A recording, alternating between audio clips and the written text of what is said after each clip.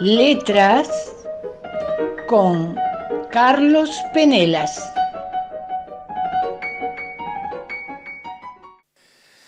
Bien, y entonces damos comienzo al programa de hoy con el dueño de las letras, don Carlos Penela. ¿Cómo le va, Carlos? ¿Cómo dice que le va a usted?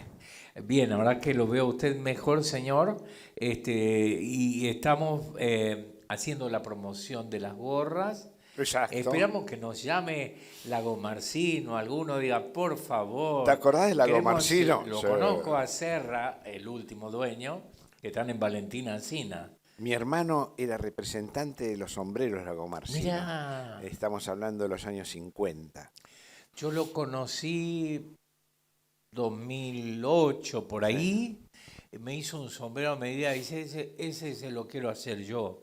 Un fungi como tenía Gardel Sí, sí. con el tafilete negro y gris arriba, una hermosura. Pero ¿cómo laburan? ¿Con qué disposición? ¿Con qué precisión? ¿Con qué cariño? Sí, bueno, Fundamentalmente, es ¿no? una firma. De toda la Sí, vida. de toda la Los vida. granaderos tienen Sí, los sí. sombreros de ellos. Claro, En claro. fin, bueno, y hoy mi amigo me propuso un tema particular. Un tema particular, exactamente. Mira, vamos a evocar a Julio Mafut. Julio Mafut nació en 1928 y murió en 1992, para ubicarnos. ¿Por qué Julio Mafut? Es un escritor olvidado, fue lo que se llamaría después bestseller, fue uno de los escritores que más vendió en la Argentina, fue impresionante en los años 70 y 80, y después desapareció. Yo te puedo hablar varias cosas de Julio Mafut, pero fundamentalmente vamos a hacer un repaso casi íntimo y familiar y lo conversamos. A Julio Mafut yo lo conocí ya cuando él había publicado varias cosas, que después vamos a hablar un poco de eso. Pero Julio Mafut se formó, él había vivido en Remedio de Escalada. En los 80 fue, ya te digo, el autor que más vendió, que vendió más libros en la Argentina. Fue ferroviario, fue autodidacta. Fue un hombre que leyó mucho y se formó mucho con mi suegro, con Luis Danuzzi. Tenemos que recordar que Luis Danuzzi fue uno de los grandes dirigentes de socialismo libertario de gráficos. Mafut venía de una familia muy humilde, de allá de Remedio de Escalada. Mi suegro vivía en Domínico, él lo conoce. Hay que recordar por qué se da también esto, porque si bien mi suegro había sido sindicalista y fue secretario general de gráficos, manejaba bien el francés y el inglés. Luis se pone en contacto con Albert Camus y Ni Víctimas ni Verdugos se publica en la Argentina por su correspondencia y no cobró un centavo para la editorial. Bien, ahí lo conoce Mafut y se va formando con él, porque Luis era un hombre muy leído, ¿no? Y sobre todo la parte. Una anécdota chica, me contaba Rocío algo muy interesante, que ella era muy chica y abría a veces la puerta de donde ellos se reunían. En la casa ya de Domínico era una especie, a ver cómo te puedo decir, de cocina-comedor grande, ¿viste cómo era mucho? Propio de ese tiempo. Propio de ese tiempo. Y ahí veía una humareda de humo. Los dos fumaban muchísimo. Y hablaban, y ella abría y trataba de ver de qué hablaban esas dos personas, ¿no? Con estudios, etc. Bien. Hay un tema que es interesante. Dice Claudia Venturilli en un estudio sobre Mafut, que el título es Un sociólogo de sentido común. ¿Por qué rescatar a Julio Mafut? Esto lo escribió hace cerca de 20 años.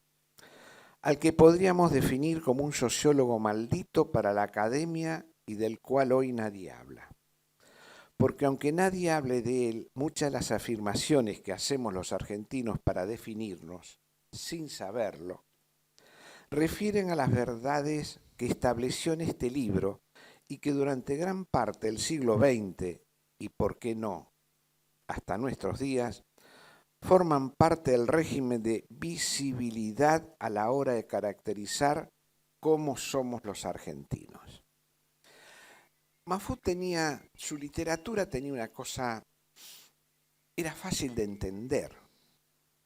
Era un autor que escribía, te lo digo con palabras comunes. Sí, por favor.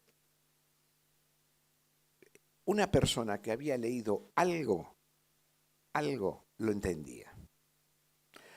No era un lenguaje erudito, era un lenguaje sí, con una base, porque él después va a Francia, se perfecciona allá, comienza con el francés, etc.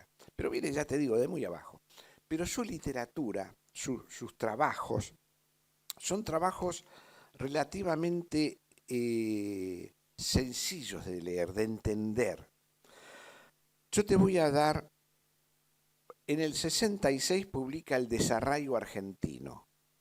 Fue un éxito impresionante. En el 72, Sociología del peronismo. Es uno de los primeros trabajos fuertes que hace sobre esto. En el 66, la revolución sexual argentina. Eran temas que no se trataban en general esto. Pero además, la gente lo compraba. Y acá después viene qué pasa con la intelectualidad y él, ¿no? Porque le hacen toda una parte. Y Sociología del fútbol en el 67. Hay que recordar que Sebrelli en el 66 escribe El fútbol, pero Fútbol y masa es del 81. Mahfoud lo escribe en el 67. Pero hoy todo lo que vamos a hablar va a girar, me va siguiendo y nos va... Es interesante, ¿no? Es interesante, ¿verdad? Absolutamente. Solo esta postilla hago. Qué paradoja, que vos la comentaste recién, que siendo el que más vendió, sin embargo no está en el ideario colectivo, ¿no? Vos, no lo hemos perdido de vista, Totalmente. para decir de algún modo. No, totalmente. Seguí, por favor. Y escribe en el 65 un libro que a mí me parece que es base, Psicología de la viveza criolla. Ese libro, y el programa vamos un poco a redondear con varias cosas, ¿qué significa esto de la psicología de la viveza criolla? Mira, hay un tema que es el siguiente y que me parece que es importante, que es tu pregunta. En general, era un escritor no vinculado con los escritores, en líneas generales. Era un escritor que vendía mucho. Y entonces, en el gremio, para decirlo de alguna forma, sí, no caía bien. Si alguien era bestseller y vendía mucho, no podía ser bueno. Y lo que escribía tenía fuentes realmente reales sobre esto. Porque en realidad la cosa pasaba por ese lado. Claro. Entonces, claro, y además la gente lo entendía, ¿no? Qué atrevido este tipo. Claro. Yo estuve en casa Mahfoud y yo lo he tratado. Era un hombre muy sencillo, ya te digo. Seguía viniendo del barrio, ¿no? No tenía ningún aspecto de pedantería, ni mucho menos. Y los trabajos que él va poniendo, yo te puse estos 4, él había publicado muchos más, pero vos fíjate que cuando él habla sociología del peronismo y cuando habla del desarraigo argentino, él se basa, por supuesto. A ver, él se forma, fundamentalmente Danuzzi, con Sebastián Marotta, José Grunfeld y Jacinto Cimasso. Son autores que se los transmite y el pensamiento se los transmite a Mahfoud. Vos fijate que Enrique Medina, que era del 37, que también es un escritor de clase baja, da vida a los marginados y desnuda las miserias y humillaciones en su literatura. Él escribe en el 72 Las tumbas. Esto para ubicarlo, porque Psicología de la Viveza Criolla es del 65. Lo repetimos para que quede claro. Sí. En el 72, eso. Y Vida en el que es la vida del reformatorio de él. En el 73, el gobierno peronista secuestra la novela. Solo Ángeles, y se vuelve a editar en el 83, recién cuando asume el gobierno de Alfonsín. Porque, ¿qué es lo que plantea Mahfoud en su literatura y sobre todo en Psicología de la Viveza Criolla? La viveza criolla, la corrupción política, la coima, la falsedad y el oportunismo. Frases. Pequeñas cosas. Yo argentino. Y analiza. El vivo vive del sonso y el sonso de su trabajo. Echa la ley, echa la trampa. Todo esto lo va analizando él. No te metas. Madrugá antes que te madruguen. Estos tópicos que Lo va desnudando. Claro, que los pongo al pasar, nos va dando un panorama de lo que es eso, y la gente, claro, entiende lo que Claro. está diciendo, y lo dice fácil. Dice Mahfoud: los organismos que adaptaron la viveza criolla a sus acciones fueron una máquina de defraudación para el público. Esas instituciones que pretendieron ser lo que no fueron, igual que cada individuo, se transforman en una fábrica de valores falsos que desquiciaron el vivir societario. Vos ves que es muy fácil como lo explica. La desconfianza, la indiferencia y el escepticismo argentino le debe mucho al Estado, que lo ha defraudado desde su origen.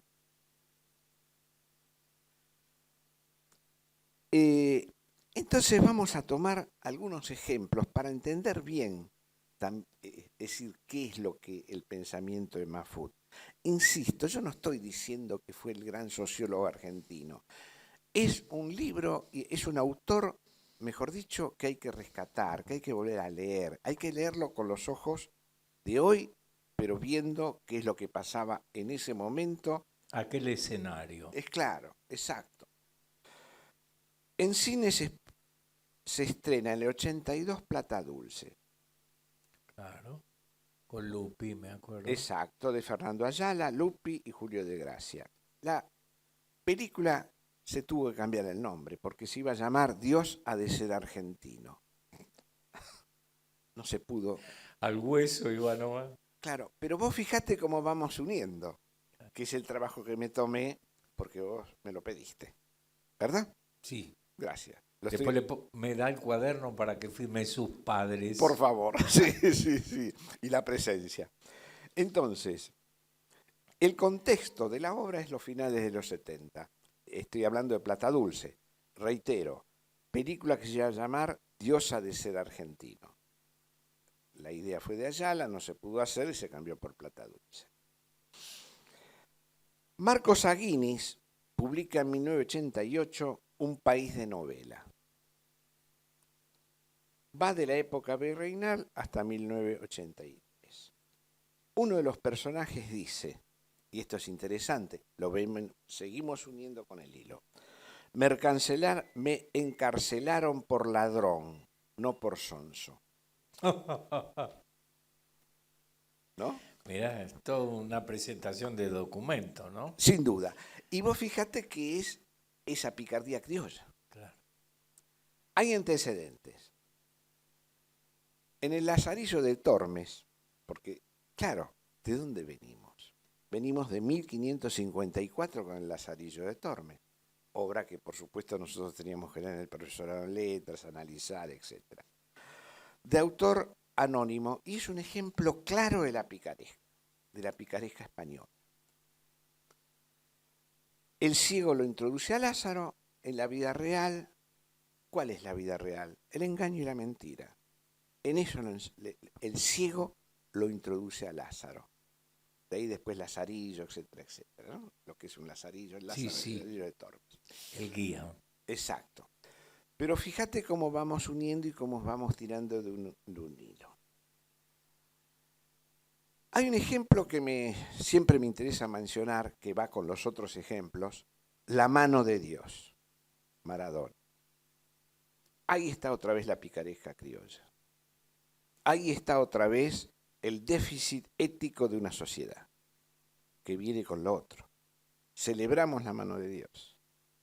No estoy juzgando a Maradona como futbolista. Está clarísimo. Está claro. Está clarísimo. ¿No? Ahora, ¿qué ocurre en esos años? Y vos te vas a acordar que sos bastante mayor que yo. Perdóname que lo diga. ¿Puedo decirlo? No, está bien. Qué lástima que te tenés que ir ya y no volver nunca más. Nunca más. Isidoro Cañones. Claro. Ahí tenés. ¿Ves cómo vamos uniendo? Sí. Dante Quiterno, típico porteño de la viveza. 1940. Esto Mafud lo ve. Es decir, Mafud empieza a ver una sociología determinada en los dibujos, en la historieta, en lo que va pasando en una sociedad. Luego viene Lino Palacio, con Avivato. Evita el trabajo, viene lo piola, lo canchero, se las sabe todas. 1946. Vos fíjate dónde venimos con todo esto y cómo él lo recoge en los años 60, 60 y pico. El truco y la política. De eso habla Borges. Dijo Borges: el argentino suele carecer de conducta moral. Pasar por un inmoral le importa menos que pasar por sonso. Vamos a la novela de Marco Saguini, al personaje. Me atraparon por ladrón y no por sonso. Borges lo complementa o lo aclara. Por eso decimos, qué hijo de este. Claro. Penela, mirá, se llevó el piano. Claro. En vez de enjuiciarte, te elogiamos. Claro, exacto. Ahora, vos fijate que este libro, y muchos de los libros de Mafud, porque de él estamos hablando, ¿por qué de pronto pasa al olvido? Porque de pronto es un autor que marcando, porque es todo un hilo que estamos tirando, ¿no? No soy yo, es decir, la documentación, los libros, están ahí a la vista de todos. Está la novela de él, mejor dicho, el ensayo de él. Entonces, luego, por supuesto, está la decadencia, etcétera, de una gran cantidad de cosas. Hay un tema que es interesante también. El sargento Cruz se pone en contra de la ley que él mismo representa y traiciona a sus soldados desertando para defender a un gaucho matrero. Ese es el concepto de Borges también y de otros autores, de cómo se han ido dando determinados tipos de características sobre ¿cómo se llama? Como que hay un patrón que va trascendiendo las épocas, ¿no? Sí. La semilla está allá y a partir de ahí sigue en nuestro ADN, sería. Y es eso, porque vos fijate que cuando él publica, reitero, en el 66, Psicología de la viveza criolla, es un libro que pega mucho, se vende mucho, es un bestseller, como casi todos los libros de él. Porque esto que él toma también está en algún momento o en de alguna medida en sociología del peronismo. ¿De dónde viene la viveza criolla? ¿De dónde viene esa picardía? ¿De dónde viene esa forma de pronto de estafarte? ¿No? ¿Y cómo se va dando? Entonces, eso evidentemente molesta. ¿Por qué molesta en Mafud? O mejor dicho, en sus trabajos. Yo creo que molesta porque desubica a ciertas estructuras ideológicas. Él tiene un sentido ideológico. A él no le interesa mayormente el Estado. Él es un hombre independiente, con ideas, por supuesto, liberales y fundamentalmente libertarias. Tiene una formación después con filósofos y pensadores franceses, pero tiene una apertura y una crítica además a la intelectualidad argentina. Y eso también provoca ese olvido. Yo más de una vez me he preguntado por qué lo de, y insisto, él era mucho mayor que yo, teníamos otro tipo pero he leído, no digo todos, pero he leído 4 o 5 libros de él, y además la claridad de él. Yo he hablado con intelectuales, digamos, serios, respetables, y me decían, no me lo nombres, no sabe escribir, o no me lo nombres, lo de él es casi periodístico, no es un estudioso. Y no era así, ¿no? Para nada era así. Entonces, la Es idea... temor y rechazo a que me estás señalando, ¿sería en tal caso? Lo dijiste mejor que yo. Exacto. Es eso. Es eso. Y es eso además en una sociedad, porque él después escribe sobre el tango también. Hay cosas sobre el tango, pero escribe sobre el tango desde esta óptica, ¿no? Como escribe cuando habla de la sociología del fútbol. No es que a él no le gustara el fútbol. Si mal no recuerdo, era también de Independiente, o sea que era una buena persona. Pero no era eso lo que estaba discutiendo. Lo que estaba viendo era cómo se manejaba el fútbol con una serie de planteos políticos, sociológicos, cómo se iban entremezclando. Eso tiene una visión muy clara en él. En tal caso, características comunes, no importa el ámbito en el que se desarrolle ese hombre, sea fútbol, sea la literatura o lo que fuera, o aún la política, la deslizaste como al pasar, pero él ve características comunes que, dicho sea de paso, nos siguen hasta el día de hoy. Claro, porque a eso iba. Tenemos 2 minutos más, ¿no? Se los concedo porque usted ha trabajado mucho. Estuve trabajando. Sí. Yo creo que esto de la psicología criolla que hemos traído hoy, y gracias a vos también, nos explica el presente y nos explica gran parte de la literatura. Claro, él tenía 2 autores que admiraba, Ezequiel Martínez Estrada y sobre todo Sarmiento. Era un gran sarmientista. Es decir, hay todo un hilo conductor en esto, ¿no?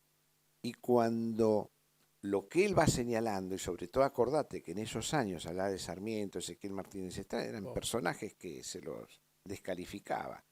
Ya te digo, a mí me parece que es importante la memoria de él, el recuerdo, pero sobre todo que el oyente, que el televidente, se acerque a alguno de los libros de Mahfoud. Están en mercado, están en librerías, se pueden adquirir algunos de esos libros. Hace años, décadas que no se reedita uno, siendo el escritor argentino que más vendió en la década de 80. Has hecho un trabajo soberbio, como siempre. Gracias. Ahora, bromas aparte contigo. Además de disfrutarte, aprendemos. Y estaba pensando, como cierre, ¿no? Mío, pequeño, decir que en tal caso, desde esta mirada tan crítica y al propio tiempo tan auténtica o tan descarnada, sería mejor decir, qué bueno nos vendría a leerlo, Aprendo de vos. ¿Por qué? Porque en este tiempo de tanto chanterío de autoayuda, esto lo asumo como propio, podés no escribirlo. Lo comparto. Bueno, todos damos, siempre que llovió paró, te vienen con cada pavada. Yo tengo más de 40 años, algunas pavadas las conozco ya, y me vienen a descubrir la verdad revelada, ¿no? Y entonces este tipo te baja de un sopapo de la rama. Magnífico. Carlos, un orgullo tenerte, aparte de ser mi amigo, de verdad. engalanás nuestro programa. No, te agradezco a vos. Pero cuídate cuando salga, por ahí boina. Hasta la próxima. Gracias a vos. Chao. Nos vemos.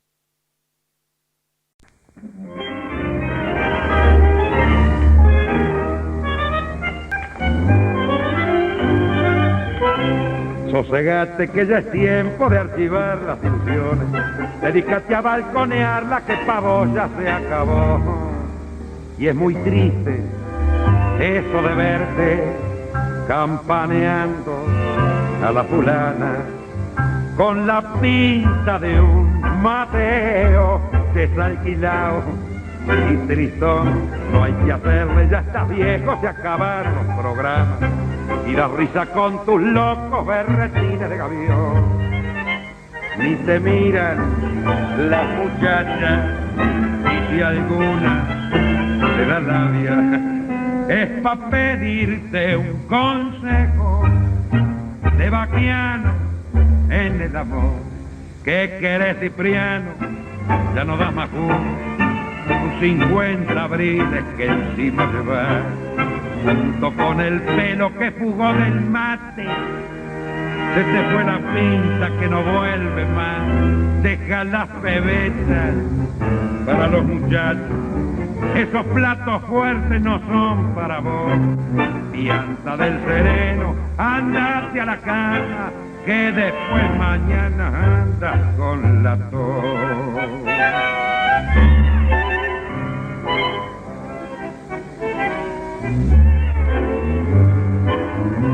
Enfunda la mandolina, ya no estás para serenata. Te aconseja la chirusa que tenés en el sí, dibujándose en la boca la atrevida cruz pagana, con la punta perfumada de su lápiz de carmín. Han bajado tus acciones en la rueda de griseta, y al compás del almanaque se deshoja tu ilusión. Y ya todos te convidan a ganar cuartel de invierno junto al fuego de los recuerdos, en la paz de algún rincón. ¿Qué querés, Cipriano? Ya no da más con 50 abriles junto con el pelo que jugó del mate. Se te fue la pinta que no vuelve más. Deja la pebeta, chauchón, para los muchachos. Esos platos fuertes no son para vos. Fianza del sereno, andate a la cama, que después mañana, viejito.